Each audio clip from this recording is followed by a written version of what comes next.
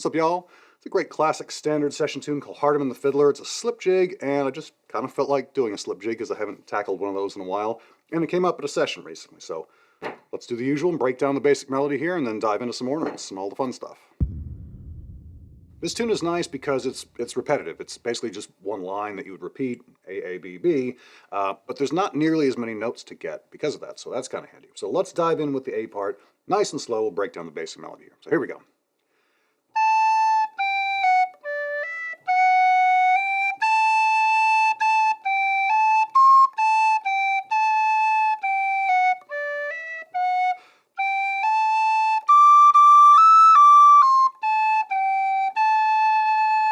And then that would repeat. The only real tricky bit there is that kind of second line, I guess, or second bar.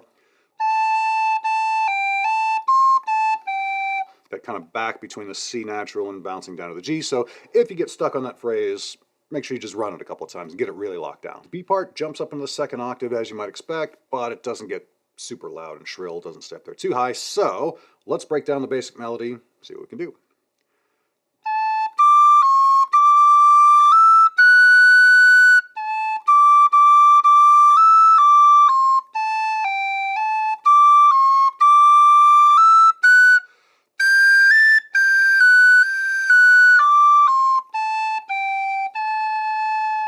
And just like the A part, we go back around again. So again, kind of a short tune, short melody. Hopefully that gives you more opportunity to dive in with the ornaments and the variations and some of the exciting stuff.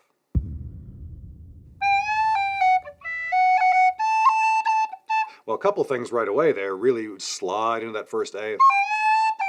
And sometimes I'll cut slide that to really, sell it, I guess.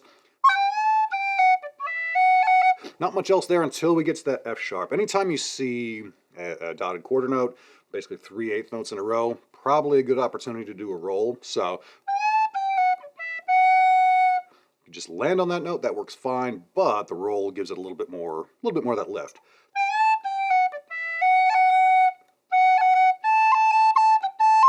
And then as you go back up to the A, you could do another roll there. That's what I like to do. I think it kind of bookends it a little bit, gives it, kind of carries that groove on.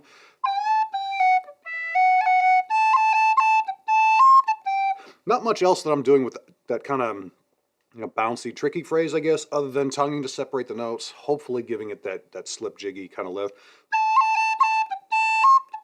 As I hit that C natural, I'm just barely hitting it as long as the other notes, I guess. I'm kind of shortening that one a little bit with the tongue.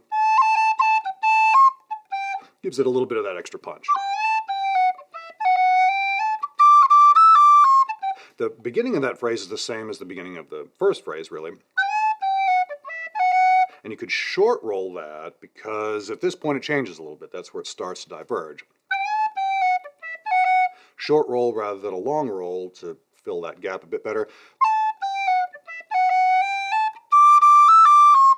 Now when you're hitting those multiple high D, really not doing anything there except tonguing. You could get into some more advanced, fancy stuff, which we'll dive into in a deep dive video on my Patreon. If you haven't subscribed to that, please do check it out. A lot more options and things, but that works really well as long as you can get good tonguing to separate those notes, because you do still want to give it that slip jig groove. D, that same kind of sound. And then back around we go. Again, with that slide, I really think that helps kind of define this tune, so I probably do that nearly every time. I would say that slide to start the phrase. When we start the B part, we do the same kind of thing that we finished up the A part with those multiple high Ds. And then I would go from that straight into a roll on the F sharp. Same sort of thing we did in the A part. You could either drop in a C sharp there or just keep it on what would that be, 4 Ds in a row? Both work, both give it that same kind of groove as long as you're tonguing to separate those notes properly. Now you could separate those Ds with a cut. I'll probably alternate that. Sometimes I might just do tonguing on the, sometimes I'll do a cut. I would mix it up and just see what works. Ultimately, you're just trying to get that same groove down. when I come back to that high D, I will like to punch that, just sort of a breath diaphragm kind of movement. And then the short roll, same as we did, kind of mirroring the A part, how we did the long roll first, short roll second. Same kind of thing on this B part.